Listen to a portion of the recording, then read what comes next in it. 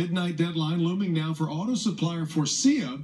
It could affect Ford and some of its best-selling vehicles. Business editor Rod Maloney is live in Saline with the latest. Rod, I can't remember the last time that we used those words.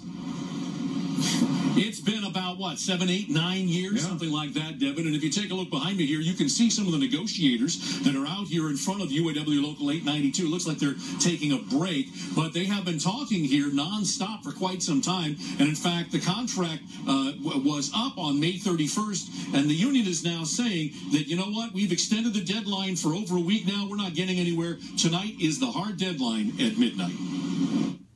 They didn't allow us inside the UAW Local 892 today, but the strike signs are at the ready, the refreshments going inside the hall, the union telling its membership to prepare for strike assignments starting at 5:30 tomorrow morning, should the midnight tonight deadline not bear contractual fruit.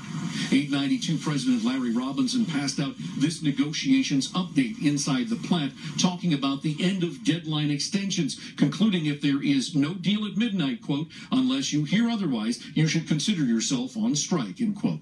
The Faurecia Interiors plant in Saline is huge, 1.5 million square feet of auto parts production. 1,800 blue and white collar workers toil on 3 shifts, building dashboards, center consoles, and door panels for Ford's best-selling vehicles, the F-150, Mustang, and Focus. Faurecia is the world's 7th largest auto supplier with 80 interior plants, with almost half of that activity here in North America. The plant used to be a Ford parts plant, sold off during the downturn and purchased in 2012 by Faurecia.